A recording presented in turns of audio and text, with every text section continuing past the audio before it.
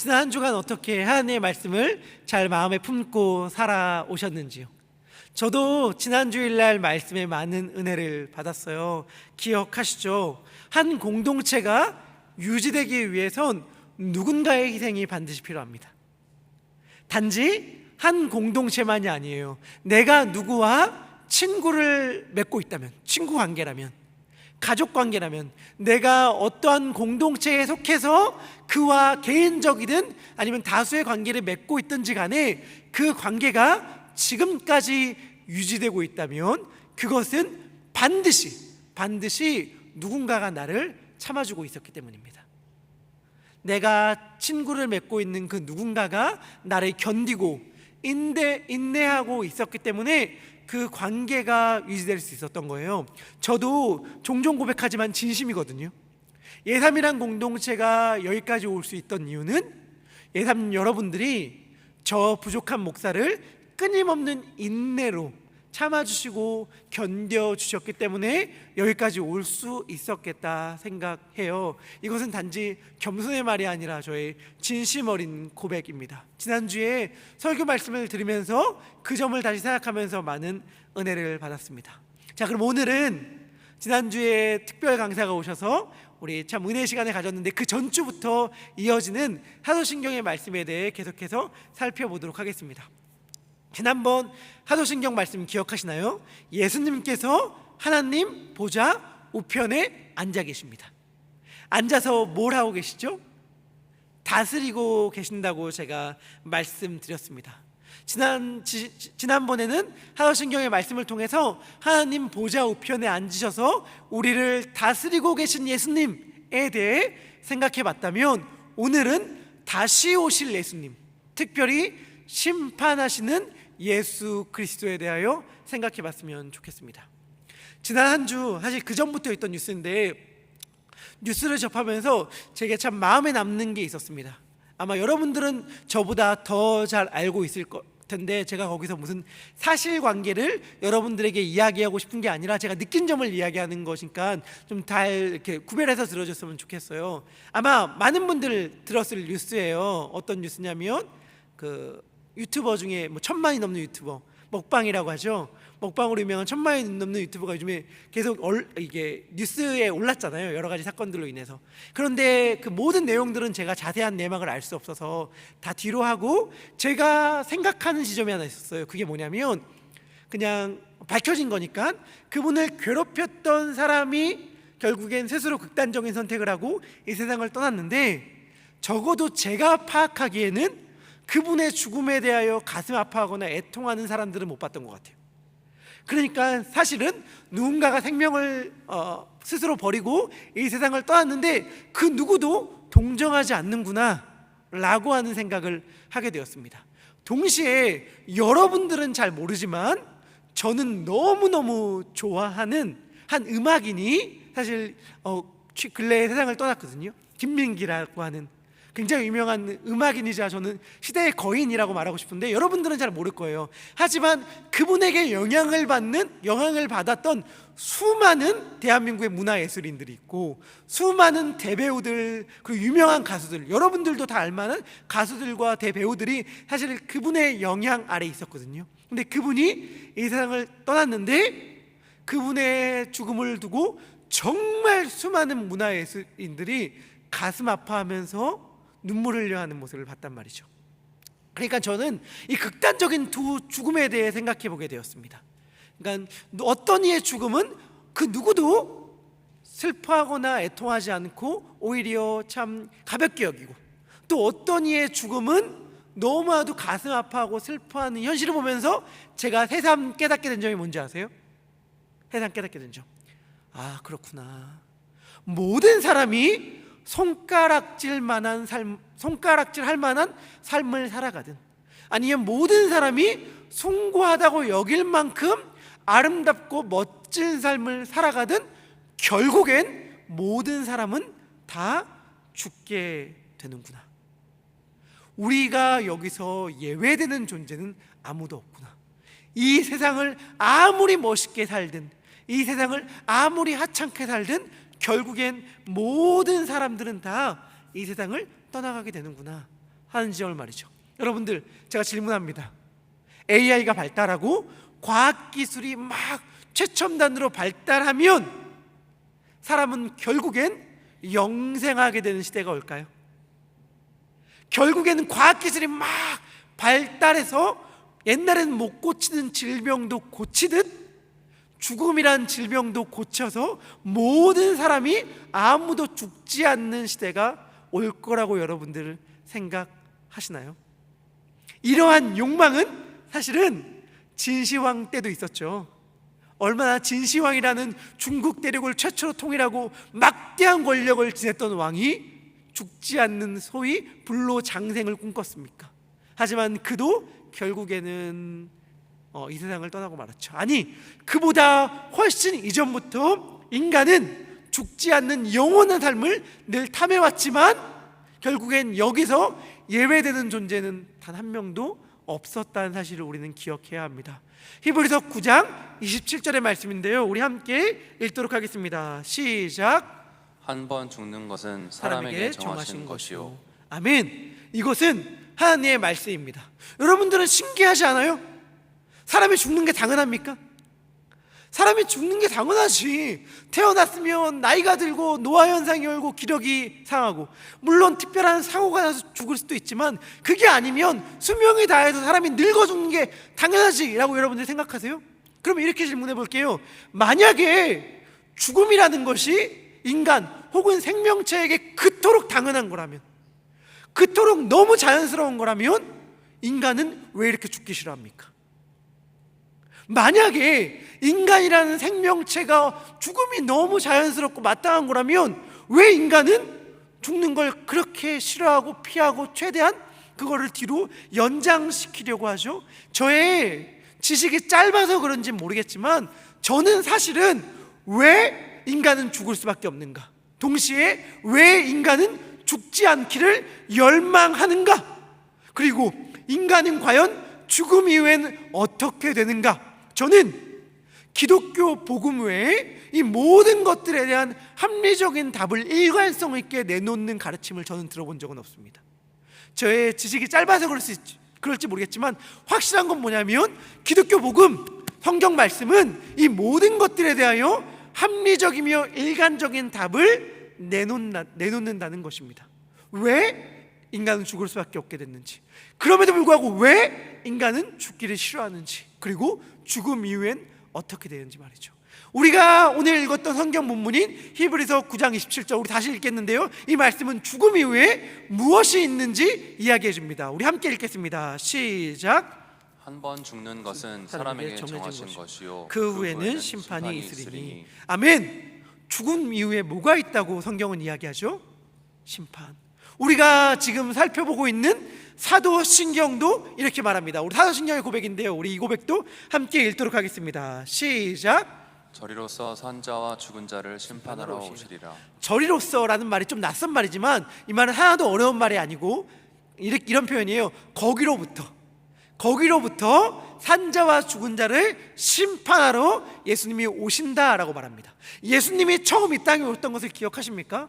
신경은 그때 뭐라고 이야기했냐면 동정녀 마리아에게서 나시고 라고 말했어요. 이것이 예수님이 처음 이 땅에 오신 것이었습니다. 두 번째 오실 때는 산자와 죽은 자를 심판하러 오신다라고 말씀하십니다. 첫 번째 예수님이 오실 때는 우리 인간의 죄의 문제를 해결하기 위해 오셨어요. 두 번째 오실 때는 심판하기 위해 오신다라고 말씀하십니다. 이 말씀을 히브리서 9장 28절의 말씀은 이렇게 설명합니다. 우리 같이 이 말씀도 읽도록 하겠습니다. 시작. 이와 같이 그리스도도 많은 사람의 죄를 담당하시려고 단번에 들이신 바 되셨고 구원에 이르게 하시기 위하여 죄와 상관없이 자기를 바라는 자들에게 두 번째 나타나시리라. 아멘. 두 번째 나타나시는 것은 뭐와 상관이 없대요? 죄와 상관이 없대요. 죄 때문에 죽기 위해서 오시는 게 아니에요. 죄 때문에 죽기 위해서 오시는 게 아니라 구원에 이르게 하기 위해 오시는 건데, 사도신경의 표현을 빌린다면 심판하기 위해 오십니다. 누구를 심판합니까? 산자와 죽은 자를 심판하시기 위해 오셔요. 산자와 죽은 자라는 표현은 사도행전 10장 42절에 나옵니다. 우리 이 말씀도 같이 읽도록 하겠습니다. 시작. 우리에게 명하사 백성에게 전도하되 하나님이 살아있는 자와 죽은 자의 재판장으로 정하시니가 이 사람인 것을 증언하게 하셨고, 이 사람은 예수님이시거든요. 예수님이 누구라고 말을 해요? 살아있는 자와 죽은 자의 재판장이다. 이 말은 어려운 말이 아니라 예수님이 다시 오셨을 때에 누군가는 이 세상을 떠나가 있을 것이고 누군가는 이 땅에 살아 있을 텐데, 예수님은 그 모든 사람들을 재판하러 오신다는 말이에요. 그러니까 사도신경의 고백은 다름 아니라 이런 말입니다. 예수님은 모든 사람을 심판하기 위하여 오신다. 모든 사람, 거기에 예외되는 사람은 단 한 명도 없습니다. 죽었다고 예외되지 않아요. 우리 이 땅에 보면 뭐예요? 죽으면 사실 소위 알잖아요. 공소권이 사라진다라고 말하나요? 죽으면 더 이상 그 죽은 사람에겐 죄를 묻지 않습니다. 오늘날 법은 말이죠. 하지만 예수님의 심판은 죽었다고 해도 예외가 없어요. 죽은 사람과 살아있는 사람, 그 누구도 예외 없이 심판하러 오십니다. 예수님의 이 심판권을 하나님이 주셨어요. 요한복음 5장 22절은 이렇게 얘기합니다. 제가 이 말씀 읽도록 하겠습니다. 아버지 하나님께서 아무도 심판하지 않고 심판하는 권세, 심판을 다 아들이신 예수 그리스도께 맡기셨습니다. 그래서 예수님은 이 땅에 오시면 모든 사람을 심판하십니다. 그런데 우리는 이걸 늘 잊고 살아요. 예수님을 너무너무 좋은 분이라고만 생각하고, 예수님을 너무 쉽게만 생각하고 그분이 누구신지를 늘 잊어요. 그런데 절대 잊으면 안 되는 게, 예수님은 누구신가? 예수님은 다시 오시는 재판장이십니다.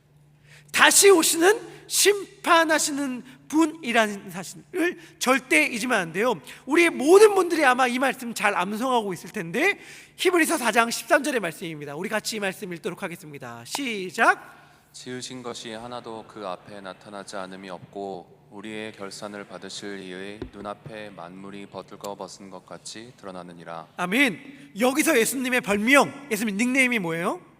예수님의 별명이 뭐냐면 우리의 결산을 받으실 이입니다. 결국에 우리는 예수님에게 채점받는 인생이에요. 여러분이 실패한 인생이 아니라 성공한 인생이 되기 위해 열심히 살잖아요. 열심히. 그리고 성공까지는 아니더라도 그냥 그럭저럭 괜찮은 삶을 살아가기 위해 정말 열심히 애씁니다. 그래서 여러분들이 정말 열심히 살아서 인생의 성적을 인생의 시험 문제라면 열심히 나름 성실히 풀었어요. 그런데 여러분들 답안지를 딱 내놓을 분이 누구라고 생각하세요? 여러분들 인생이라는 시험지를 열심히 풀었어. 그 답안지를 딱 내놓아서 채점하실 분이 누구라고 생각하십니까? 결국에는 여러분, 이 시험 문제를 출제하는 분이 시험 문제를 채점할 거예요. 그렇죠? 그러면 이 점수를 잘 받기 위해선 출제자의 의도를 파악하는 게 중요하지 않겠습니까? 제가 참 기억에 남는 게 하나 있는데요. 제가 일반 대학교를 졸업했잖아요. 그리고 신학대학원, 전 신학 공부는 대학원 가서 했는데, 신학대학원에 가서 이제 신학 공부를 하기 위해 면접을 봤습니다. 2번의 면접을 봤어요. 하나는 저 혼자 보는 면접이었습니다. 저 혼자 자리에 앉고 교수님들 분이 앞에 앉아서 저에게 개인적으로 이런저런 질문을 했고, 그 다음 면접은 그룹 면접이었어요. 그룹 면접. 여러분들 그룹 면접 보신 분들 있으시죠? 저는 신학대학원 갈 때 그룹 면접을 봤는데 6명이 한 자리에 앉아서 서로 상호간에 토론을 하는 면접이었습니다. 토론할 때 방식이 어떻게 되어 있는가? 출처가 적혀있지 않는 어떠한 아티클, 어떠한 그냥 글 하나를 이렇게 줍니다. 어디서 발췌한 글 하나를, 책에서 발췌한 글을 줘서 글을 다 6명이 읽은 다음에 맨 처음 돌아가면서 한 30분 정도 그 글을 읽고 혼자 생각할 수 있는 시간을 줘요. 다 모은 다음에 한 사람씩 돌아가면서 얘기하는 거죠. 이 글이 쓴 사람이 주장하는 주장은 이러이러한 것 같습니다. 그리고 저는 이 사람의 주장에 동의합니다, 혹은 동의하지 않습니다를 한 사람씩 돌아가면서 쭉 밝힙니다. 그 다음에 6명이 다 그걸 이야기한 다음에 그 다음부터는 동의하는 사람과 동의하지 않는 사람이 서로 토론을 하게 되는 그러한 방식으로 이렇게 면접을 봤거든요. 제가 이제 그 자리에 들어갔을 때 제육뽑기를 뽑았단 말이죠. 발언권 순서를 맨 처음 뽑기 위해서 딱 뽑았는데 제가 몇 번이 나왔냐면 6번째가 나왔어요. 6번, 딱 6번. 6명 중에 제일 마지막이죠. 여러분, 제가 좋았을 것 같습니까? 아니면 왜 6번째 이랬을 것 같습니까? 이게 장단점이 있잖아요. 장점은 뭐냐? 딱 글을 딱 읽었는데 이게 무슨 내용인지 딱 깨달았어. 내가 그리고 논지 파악도 딱 됐어. 주장을 완벽하게 깨달았어. 내 사고가 딱 분명하게 섰어. 그런데 앞에 사람이랑 똑같은 얘기를 해요. 그러면 내가 그냥 그 책만 딱 그 글만 딱 읽고 깨달은 건데도 따라한 것 같잖아. 그러니까 점수가 좋게 나올 수가 없잖아요. 반대로 무슨 말인지 하나도 모르겠는데 무슨 말인지 하나도 모르겠으면 그냥 앞에 사람이 얘기하는 걸 좀 듣고 순간 저런 말이었구나 이렇게 한 다음에 그냥 묻어갈 수 있는, 이게 6번째가 장점과 단점이 있는데, 저는 사실은 6번째가 걸린 게 너무 아쉬웠어요. 아쉬운 게 뭐냐면, 이건 저는 그냥 운이라고 말하기는 좀 그렇고 은혜라고 표현하고 싶은데, 사실은 그 글을 알고 있었거든요. 마침 정말 우연이라고 말하면 죄송하고 은혜로 제가 읽은 책이었어요. 책의 내용이란 걸 알고 있었고, 이 책의 저자가 뭘 말하는지를 알고 있었거든요. 그래서 이 저자가 이러한 말을 하길 원하는구나 이렇게 알고 있었는데, 사실 그 말을 미리 누가 앞서 하면은 참 아쉽겠다 이런 생각을 하면서 조마조마하면서 좀 얄미운 마음이지만 아무도 뭔 말인지 몰라라 이렇게 얘기하면서 기다리고 있었단 말이에요. 근데 사실은 글의 내용이 조금 복잡해서 저도 그 내용을 미리 알고 있는 내용이 아니었다면 논지 파악을 잘 못했을 거예요. 그런데 사실은 그렇더라고요. 다 파악을 잘 못하는 사람 가운데서 저는 어찌 보면은 약간 좀 유리한 위치에 속해 있어서 사실은 그 내용의 파악도 잘하고 있었고, 그래서 그 토론을 주도할 수 있었거든요. 그런데 제가 말하고 싶은 것, 제가 똑똑해서가 아니잖아요. 제가 똑똑해서가 아니고 남들보다 말을 잘해서가 아니에요. 제가 했던 건 뭐죠? 이 사람이 뭘 말하는지를 미리 알고 있었다는 것, 이 사람이 이야기하고 싶은 바가 뭔지를 미리 알고 있었다는 거잖아요.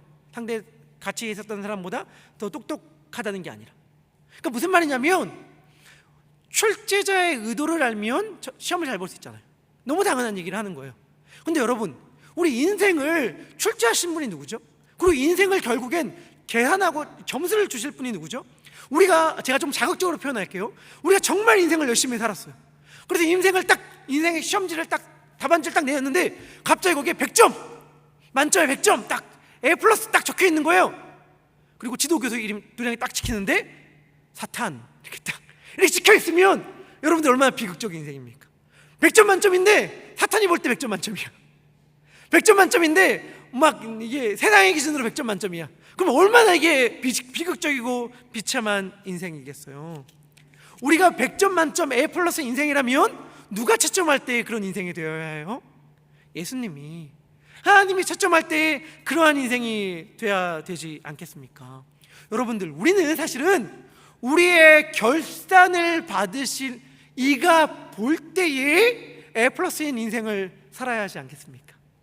근데 정말 아이러니하게도 우리는 사실은 그러한 인생을 원하지 않아요. 저는 사실 대학교 때 그랬던 것 같아요. 대학교 때, 최근까지도 예수님께 A+ 받는 인생 원하지 않았어요. 솔직하게 제 마음을 표현한다면 이런 것 같아요. 예수님께 A+가 아니라 패스, 그러니까 간신히 패스되는 인생, 페일과 패스의 중간에서 간신히 패스되고, 만약에 사탄이 점수를 매긴다면 패스와 페일 중에 간신히 페일되는 그러니까 예수님한테는 그냥 간신히 패스할 정도의 인생 살고, 이게 좀 세상적 기준으로 볼 때는 간신히 페일할 정도의 인생을 살아서 누릴 거 다 누리고 구원도 얻는 삶을 살기를 나는 대학교 때 나이에 원했던 것 같아요. 그런데 제가 지금 와서 깨닫게 되는 인생은, 지금 와서 제가 고백하게 되는 것, 그 고백은 뭐냐면, 내가 그러한 삶을 살았던 이유는 좀 재밌게 즐겁게 인생을 살고 싶었기 때문이거든요. 그런데 제가 완전히 깨닫게 된 건 뭐냐면, 예수님께 100점인 인생이 가장 행복한 인생이구나, 예수님께 A+ 받는 인생이 가장 즐겁고 행복한 삶이구나 라고 하는 것을 제가 깨닫게 됩니다. 그래서 여러분들, 제가 여러분들에게 말하고 싶은 게 뭐냐면, 우리의 인생을 평가하실 분이 예수님이라는 사실을 두려워할 필요가 없어요. 왜냐하면 그분이 좋게 평가하는 대로 살아가는 삶이 가장 행복한 삶이거든요. 그분이 높은 점수를 주는 방식의 삶이 가장 행복하고 가장 자유롭고 가장 능력 있는 삶이기 때문에 오히려 우리의 인생을 평가하실 분이 예수님이라는 사실이 너무너무 행복한 거예요. 왜냐하면 그분에게 점수를 잘 받는 삶이 그냥 살아가는 이 삶의 행복도도 가장 행복한 삶이니까 말이죠. 예수님이 우리의 인생을 심판하신다고 말할 때 그것은 이러한 게 아닙니다. 예수님이 우리를 양팔 저울에 딱 올려놓고 내가 원하는 점수만큼 무게가 나오는구나, 통과. 내가 원하는 삶의 무게만큼 못 살았구나, 탈락. 그렇지 않아요. 저는 저랑 좀 이렇게 대화 나누신 분들 알겠지만 저는 이게 종합격투기 이런 거 좀 좋아하는 사람이잖아요. 좀 즐겨 보는 편이고, 그때 운동선수들이 시합 앞두고 시합 전날 개체량 측정이라는 걸 하거든요. 개체량 측정. 자기 몸무게를 측정해서 그 체급에 맞는 경기를 출전하기 위해서 딱 저울에 딱 올라가요. 저울에 딱 올라가서 몸무게를 잰 다음에 그 체급에 맞는 몸무게를 딱 유지하면 개체량이 통과되고, 오버되면 개체량이 탈락하는 거잖아요. 예수님이 우리를 심판하신다고 할 때 그거는 마치 개체량 측정 같은 게 아니에요. 너 믿음 있는 삶 살았어? 올라가봐. 오케이, 그럼 통과. 너의 믿음이 이렇게 무게가 나오니까 너는 이제 구원이다. 너는 믿음이 이렇게 부족하니까 탈락이다. 이런 게 아니에요. 만약에 예수님이 이러한 방식으로 우리를 심판하신다면 우리의 삶은 아까 말한 대로 행복한 삶이 될 수 없습니다. 두려움으로 점철된 삶이겠죠. 그리고 정확히 이러한 방식의 삶을 강요하는 단체가 이단 단체죠. 정확히 이러한 방식으로 날마다 그의 삶을 저울에 올려놓고 판단함으로 두려움으로 그의 삶을 컨트롤하려고 하는 삶의 방식이 이단적 삶의 방식이에요. 기독교의 복음은 전혀 이러한 방식의 삶으로 우리를 초대하지 않습니다. 제가 늘 이야기하잖아요. 기독교의 복음은 우리에게 자유를 준다고 말이죠. 예수님이 우리의 재판자, 심판자라는 말의 뜻은 이러한 뜻이 아닙니다. 그럼 무슨 뜻이냐? 성경 전체를 통틀어 가장 유명한 구절, 심지어 우리 둘째 아들도 암송하는 구절, 요한복음 3장 16절 암송하십니까?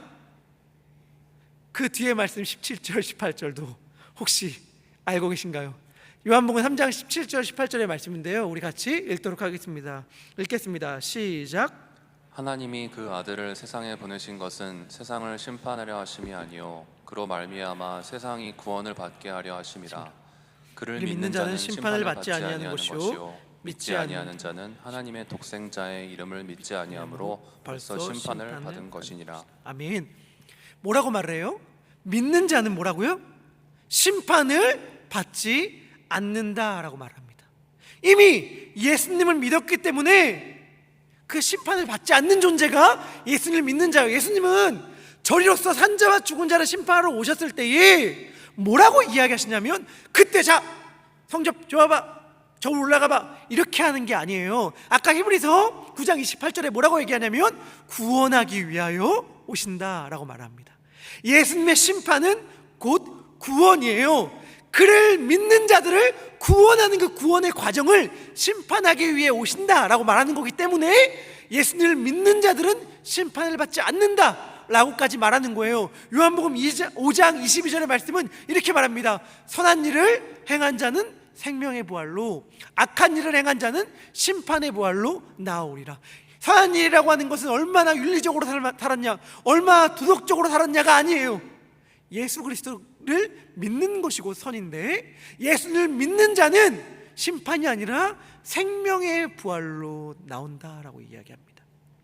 아까 사도신경에 제가 저리로서 산자와 죽은 자를 심판하러 오시리라 라고 말할 때 저리로서가 무슨 뜻이라고 말씀드렸죠? 거기에서부터 라고 말씀드렸잖아요. 거기가 어디죠? 거기가 어디예요? 거기가 어디예요? 하나님의 보좌 우편. 하나님의 보좌 우편에서 예수님 지금 뭐하고 계세요?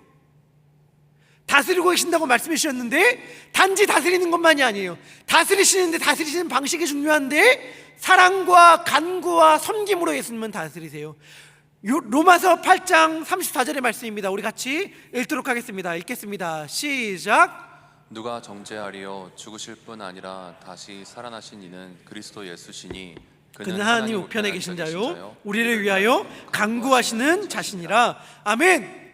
예수님께서 하나님의 보좌 우편에 앉아 계시는데 거기서 뭐 하시냐면 우리를 위해 간구하세요. 우리를 도와주세요. 우리가 하나님의 자녀로 살아가기 위해 애써주세요. 여러분들, 너무 놀라운 게 뭐냐면 예수님이 이 땅에 오셨을 때 예수님이 이 땅에 올 때 우리 심판하죠. 근데 예수님이 심판하기 전까지 뭐 하시는 줄 아세요? 성경에서 뭐라고 얘기하시냐면 우리를 위하여 하나님께 대언한다, 우리를 위하여 중보한다, 우리를 위하여 간구한다, 이렇게 말을 해요. 다시 말하면 뭐냐? 우리를 도와주기 위하여 열심히 애쓰고 계시다가 내려오셔서 구원하셔요. 이토록 편파적인 사랑이 어디 있어요? 이토록 일방적인 사랑이 어디 있어요? 이토록 말도 안 되는 억지가 어디 있어요? 예수님이 하나님 보좌 우편에서 우리를 위하여 땀 흘려 간구하시며 사랑하시며 도와주시며 다스리고 계시다가 오셔서 우리를 구원하여 주시는 분, 그게 예수님이세요. 마지막 날 예수님은 다시 오십니다. 왜? 산자와 죽은 자를 심판하시기 위하여. 어디서부터 오시는가? 하나님 보좌 우편에서 오십니다. 뭐 하시다 오시는가? 사랑으로 자신들의 백성을 지키시고 보호하시고 보살피시고 도와주시다가 마지막 날 구원하기 위해서 오신단 말이에요. 예수님이 오셔서 우리에게 심판하신다는 말의 의미는 뭐냐면 우리를 칭찬하기 위하여 오신다는 것입니다. 마지막 날 예수님이 오셔서 우리들에게 무엇이라고 말하는가?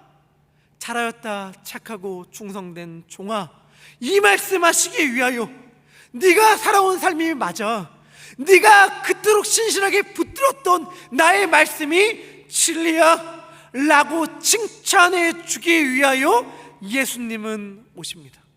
예수님은 단지 냉정하게 우리들을 결산하고 평가하기 위해 온 것이 아니라 네가 맞았어, 네가 옳았어, 너가 믿었던 내가 진짜야 라고 하는 그 말씀을 해주시기 위하여 우리를 구원하시기 위하여 오시는 것입니다. 우리 마지막으로 이 말씀 같이 읽도록 하겠습니다. 디모데후서 4장 6절부터 8절의 말씀입니다. 우리 디모데후서 4장 6절부터 8절 우리 같이 한 목소리로 읽겠습니다. 시작. 전제와 같이 내가 벌써 부어지고 나의 떠날 시각이 가까웠도다.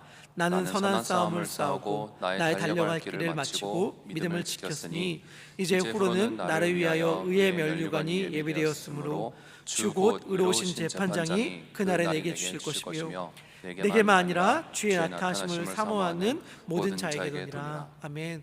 사도 바울의 마지막 고백입니다. 그리고 저는 이 고백이 우리 모두의 고백이 되기를 소망합니다. 사랑하는 예삼의 청년분들, 특별히 이쪽 지역에서 살아가고 있는 우리 예삼의 청년분들, 예수를 믿는 게 만만치 않죠. 사실 쉽지 않죠. 인생이 왜 이렇게 고달픈지, 그리고 교회 안 다니고 예수님 모르는 친구들은 나보다 훨씬 더 잘 사는 것만 같고, 나는 뭐 하나만 하려고 해도 왜 이렇게 걸리는 게 많은지, 이거 죄 아닌가? 이거 잘못하는 거 아닌가? 이거 주님이 기뻐하시는가? 뭐 내가 원하는 거 하나 하려고 해도 왠지 하나님이 싫어하는 것 같고 예수님이 싫어하는 것 같아서 너무너무 마음에 걸리고 인생 살아가는 게 너무 피곤하다 라고 생각될 때가 많을지 모르겠습니다. 하지만 제가 말씀드리고 싶은 것은 우리 사랑하는 예삼의 청년분들 잘하고 계시다는 겁니다. 여러분들 잘못된 길 달리고 있는 것 아니에요. 여러분들 굉장히 잘 살고 계신 거예요. 예수를 믿는다는 게 쉽지 않고 혹은 고달프게 느껴진다 하더라도 예수를 믿는데 힘을 냈으면 좋겠습니다. 그분이 보실 때의 아름다운 삶을 살아갑시다. 우리가 나중에 우리의 결산을 받으실 이의 눈앞에 우리가 방금 읽었던 사도 바울의 고백처럼 주님 여기 저의 답안지를 주님 앞에 꺼내 보냅니다. 사실은 틀린 문제도 많고 잘못 푼 문제도 많지만 그래도 불구하고 최선을 다하여 주님께서 주시는 문제를 성실하게 살아내려고 애썼습니다 라고 하는 그 답안지를 주님께 내세울 때에 주님께서 우리들에게 생명의 면류관, 의의 면류관을 주실 것입니다. 그리고 지금 주님은 그날을 우리보다 더 소망하면서, 그날 우리에게 칭찬할 날을 소망하면서 우리에게 칭찬해 주기 위해 우리를 지금 오늘 이 시간 도와주고 계세요.